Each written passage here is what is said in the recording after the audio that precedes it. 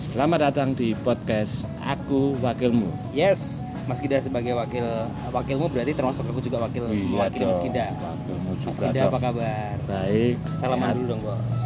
Terima kasih sudah diajak ngopi. Waduh, ini sore-sore enaknya ngobrol sambil ngopi-ngopi gitu Mas Gida ya. Betul. Dan kebetulan kita ada di tempat yang ini lumayan baru Mas Ginda. Iya, saya baru kali ini kesini. Nah, ini kita lihat nanti apakah sudah bayar pajak apa belum. Mas Gida, Siap. aku tanya-nanya. Kemarin kan aku udah denger podcastnya Mas Gida yang pertama. Betul. Alasan Mas Gida bikin podcast ini sebenarnya apaan? Kan jadi wakil rakyat sudah terlalu sibuk, sudah terlalu repot. Kok sempat-sempatnya bikin podcast? Dibilang sempet juga enggak, Oke. tapi ya ini bentuk tanggung jawab aja sih supaya masyarakat tahu apa sih kegiatan seorang anggota dewan dan apa saja yang dilakukan. Image-nya jadi agak jelek juga nih selama ini ya. Jadi mudah-mudahan dengan podcast ini bisa kelihatan sebenarnya anggota dewan itu adalah wakilmu.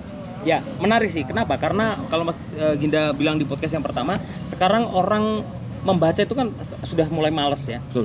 Lebih senangnya tuh dengerin sesuatu dan melihat sesuatu. Betul. Nah, ini bukan salah satu alternatif yang cukup efektif Ya. gitu. Karena selama ini Mas Ginda, saya sebagai rakyat biasa, itu memang hubungan saya dengan anggota DPR itu kan tidak terlalu dekat, kecuali yang kenal-kenal aja. Artinya kadang-kadang kalau kita punya aspirasi, pengen nyampein, Ya. itu juga bingung. Waduh, gue ngadepinnya kemana? Kalau ke DPR paling ketemu security-nya doang. Betul. Mau nembus ke dalam kan ada susah. Ya. Gitu. Nah, ini ada terobosan-terobosan apa nih dari Mas Ginda sendiri aja dulu nih? Saya buka aktif di sosmed. Ya. Jadi saya berharap masyarakat, teman-teman silakanlah WA saya, Facebook saya, IG saya menyampaikan keluhan, kritikan, saran, apa aja lah yang terbaik buat Solo silakan disampaikan. Termasuk di podcast ini bisa komentar ya nanti ya? Bisa, bahkan Oke. harapannya nanti feedback dari podcast ini akan menghasilkan episode-episode baru dengan topik yang lebih baru lagi. Ini yang ngelakuin baru Mas Ginda doang atau anggota yang lain juga ngelakuin hal yang sama nih? Kayaknya Mas Ginda doang deh. Kayaknya nggak tahu juga sih. Oke, ini menarik Mas Gida. Saya mewakili rakyat jelata. Ya. Ini pengen nanya-nanya banyak hal sebenarnya ya. Kalau tadi kan alasannya podcast kita udah tahu. Mas Gida bikin podcast, ini salah satu sarana untuk biar suara-suara kita tuh komunikasi lebih lancar. Betul. Itu yang pertama. Terus pertanyaannya konsisten gak nih kira-kira nih? Kalau bikin kayak gini kan harus konsisten nih. Ntar ada kepentingan apa baru bikin podcast doang. Ntar kalau udah kepentingan udah tercapai udah nggak jalan lagi. Nah, ini perlu dikonfirmasi dulu juga nih Mas Gida. Konsisten. Jadi harapannya ya sepanjang teman-teman masyarakat selalu memberi masukan, ada yang topik yang menarik perlu diulas, ada ide, ayo kita ngobrol. Bahkan saya berharap bukan hanya Mas Esa, tapi ada teman-teman lain yang juga mau ikut ambil bagian dalam Oke. podcast ini. Boleh Mas, nanti kebetulan kan saya juga ketua MC Solo Raya. Wes. Ya, toh. Artinya nanti saya akan sosialisasikan ke teman-teman juga. Selama ini udah tahu sih, artinya saya sering komunikasi dengan Mas Gida tuh mereka udah tahu. Cuman kan kita perlu lebih intens lagi nih untuk ngobrol lebih detail lagi ya. Oke, kembali lagi Mas Ginda ke podcast ini sendiri apa ya Mas Ginda ya? Harapannya Mas Ginda tuh apa gitu? Maksudnya kalau udah punya podcast kayak gini terus kita bikin ini ntar bakal di YouTube channel sekalian dong harusnya dong. Iya. Nah, ini Langsung penting. kita Ini upload penting. Apa judulnya Mas? Aku Wakilmu. Oke, pokoknya cari aja Aku Wakilmu pasti ntar ketemu suaranya Mas Ginda. Siap. Ya. Oke, seperti itu ya Mas ya. Tujuan terbesar Mas Ginda tuh apa sebenarnya? Ya menyampaikan, jadi politik itu sebenarnya asik, Nah, kita ini. bisa berperan aktif. Biasanya kalau yang kritis yang nggak enak aja. Iya, Tapi iya. kita mau nyampein semua betapa susahnya, betapa mudahnya, betapa asiknya membangun kota ini sebenarnya. Oke, politik itu asik, ini yang menarik. Jujur Mas Ginda, saya tuh sampai sekarang juga belum terlalu tertarik dengan dunia politik. Karena dulu kita pernah ngobrol bahwa politik itu tidak ada yang ideal. Betul. Ya? Betul. Jadi dinamikanya tuh sangat tinggi banget. Betul. Nah, pertanyaan saya justru adalah sekarang apa yang menarik di politik ini sebenarnya apa Mas Ginda? Saya selalu menyampaikan bahwa semua keputusan publik itu terjadi di ruang politik. Semua keputusan publik terjadi di Ruang politik. ruang politik. Iya. Contohnya Mas Ginda? Regulasi, Oh iya juga ya. semua peraturan. Heeh. Oke, itu ranahnya politik semua ya? Ranahnya politik nanti. Oke, semua oke, keputusan ada di ruang politik. Artinya bahwa apapun yang kita alamin di kehidupan sehari-hari itu berhubungan juga dengan politik berarti ya? Betul. Oh, termasuk kafe yang kita singgahi saat ini. Betul. Siapa yang mau bikin kafe kalau nggak tahu regulasinya? Iya. Oke, masuk akal. Oke, kalau misalkan teman-teman entertain, ya, ini ada kan selama ini sorry, melangkah sedikit. Ya. Teman-teman entertain itu kan kadang-kadang kita tuh kesulitannya kan nggak punya slip gaji, Mas. Oke. Tetapi kalau misalkan kita mau beli mobil, beli rumah secara kredit, Ya. ini kan masih terhalang nih. Betul. Itu regulasinya bisa diatur juga di politik ya, teman-teman? Bisa. Nanti Nah. kita kasih masukan ke pemerintah kota selaku pihak eksekutif mencari solusi. Ini kan dunia digital, dunia anak muda. Betul. Kenapa nggak bisa diantisipasi? Kenapa nggak bisa diakomodir dengan mereka juga? Mas Ginda tahu kan bahwa di entertain itu juga lumayan basah gitu loh, Oh ya kan? iya, sangat basah. Teman-teman tuh sebenarnya mampu, Mas, pengen beli IP, beli ini, cuman kan kalau cash kan kasihan Betul. gitu. Artinya ada beberapa orang tuh yang milih ya udahlah kredit aja lah gitu. Atau rumah kan biasanya kan kredit juga. Betul. Nah, ini terkendala biasanya kita akhirnya ngikut ke temen yang sudah punya kantor atau di mana gitu. Yaudah deh gue ikut slip gaji lu aja deh. Iya, betul. Itu kan nggak fair juga. Padahal Ya. kita seandainya disuruh bayar pajak pun nggak masalah, Bos. Iya.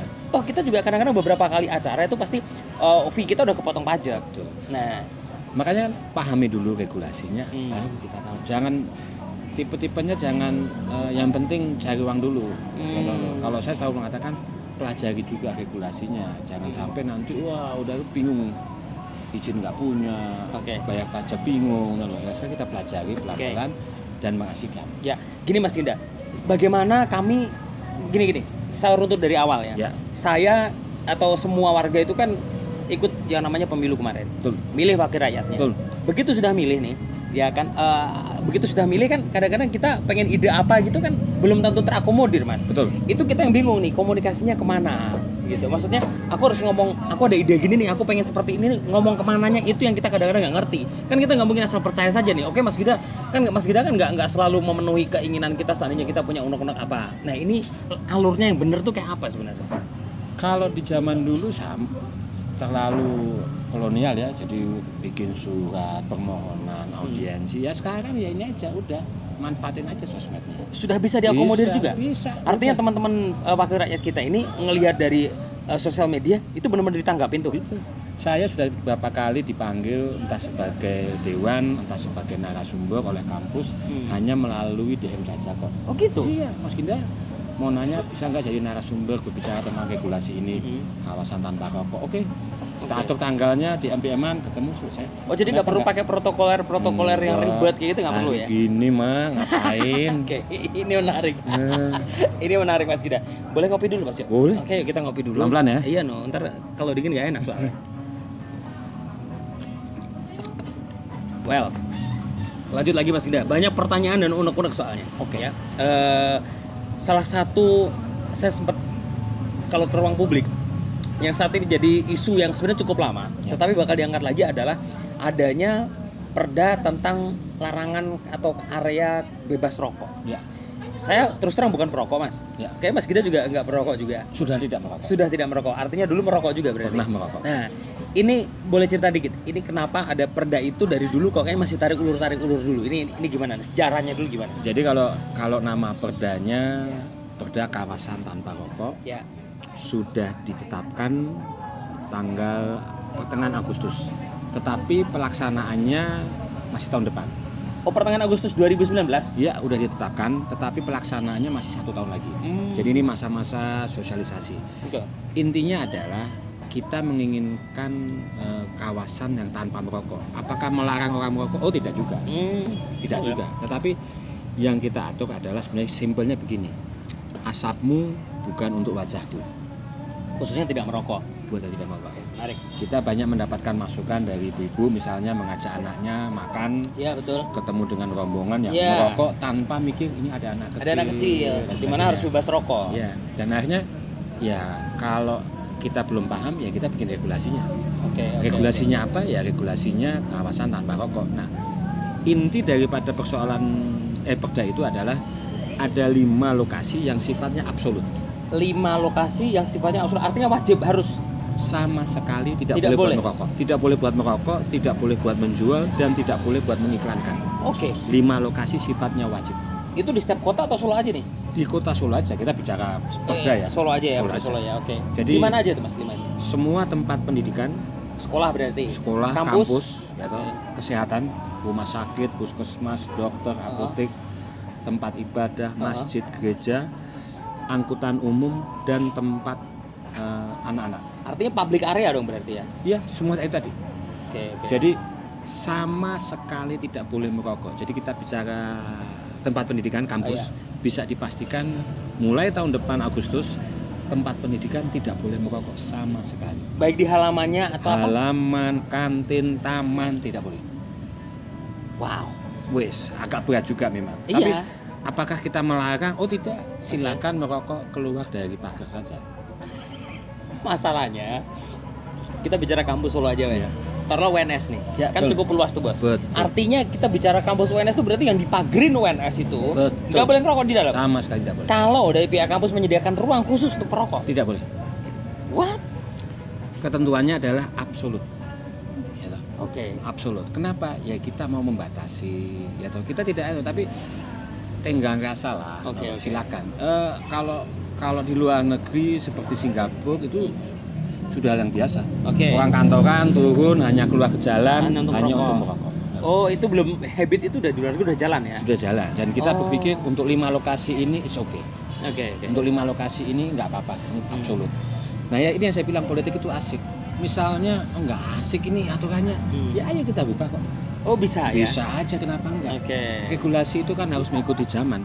Nah makanya kalau memang dirasa perlu dirubah, kenapa tidak? Menarik. Oke, jadi artinya semua peraturan yang lo ini berarti masih ide atau gimana ceritanya? Baru konsep atau apa ini? Sudah ditetapkan. Lo terus kok bisa dirubah? Loh, ya kan nanti ada masukan lagi. Oke. Ini namanya politik, ini namanya asik, ini namanya demokrasi. Tapi untuk saat ini, mohon maaf, mulai tahun depan 5 lokasi itu tidak boleh buat merokok sama sekali. 5 lokasi itu nggak boleh merokok sama sekali. Rumah makan boleh buat merokok, asal menyediakan tempat merokok. Termasuk kafe kita ini boleh? Kafe ini boleh, asal dia menyediakan tempat khusus. Oh gitu. Jadi- Ya, artinya nggak semua area dapat ngerokok Iya, berarti ya? dia harus menyediakan tempat khusus. Ini aku tak sambil makan nih mas ya. Boleh, silakan. Yakin nggak mau nih? Ini sengaja pesan merah biar sama-sama merahnya, biar serasi kita maksudnya beda. Oke. Ini menarik. Terus menurut anda ini menguntungkan apa merugikan nih? Otomatis dilihat dari dua sisi pasti ya. Ya, semua ada sisi baiknya, ada sisi negatifnya. Memang ada yang bilang, loh ini penghasilan cukai rokok cukup tinggi sebenarnya. Iya. Ya toh. Itu nggak bisa dipungkiri itu bos. Kita selalu menyampaikan, kita hanya mengatur kok. Jadi jangan membaca tulisannya kawasan tanpa rokok. Kita juga mengatur kok kawasan yang boleh untuk merokok kok. Nggak ada masalah. Sebenarnya ada win-win solution, tetapi karena semangatnya kita mau melindungi anak-anak dari bahaya merokok, kita mau melindungi ibu-ibu hamil dari bahaya asap rokok, makanya kita bikin aturannya. Jadi mereka tahu, oh kalau saya main ke rumah sakit saya akan aman dari asap rokok. Oh kalau saya main ke tempat pendidikan saya akan aman dari asap rokok. Oh kalau saya ke rumah makan saya tahu Rokoknya harus di mana? merokoknya di mana dan yang tidak merokok di mana. Oke. Mulai tahun depan tapi ya. Mulai tahun depan Agustus tahun depan. ini masa-masa sosialisasi. Sebentar, tadi kita belum tahu. Beberapa listener kita atau viewer kita kan belum tahu nih Mas Gibran sebenarnya di DPR tuh di komisi berapa Mas? Kalau saya sih di komisi 1. Tahun kemarin juga di komisi 1 kayaknya, periode yang lalu. Sempet di komisi 2 terus pindah komisi 1. Itu ngurusin apa Mas komisi 1 tuh? Kalau komisi 1 pemerintahan, perizinan, Satpol PP, ya itu aja.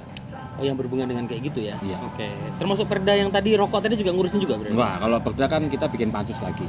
Oke. Jadi ada panitia khusus lagi. bikin pansus tentang perda itu. Oke. Kalau Mas Gibran sendiri saat ini lagi concern ke apa nih? Ke akhir-akhir ini nih? Penegakan perda ya, jadi Penegakan perda. yang jadi masalah kan sebenarnya mau regulasinya sebagus apa. Ya. Tetapi kalau tidak ada kesadaran, nggak ada etika dari masyarakatnya untuk menghargai peraturan itu ya sama aja. Masuk akal. Ya. Kalau perda yang paling kontroversi sejauh ini apa nih Mas? Yang paling sering diprotes atau mungkin saat ini masih dalam apa ya? Ada pertentangan apa tuh?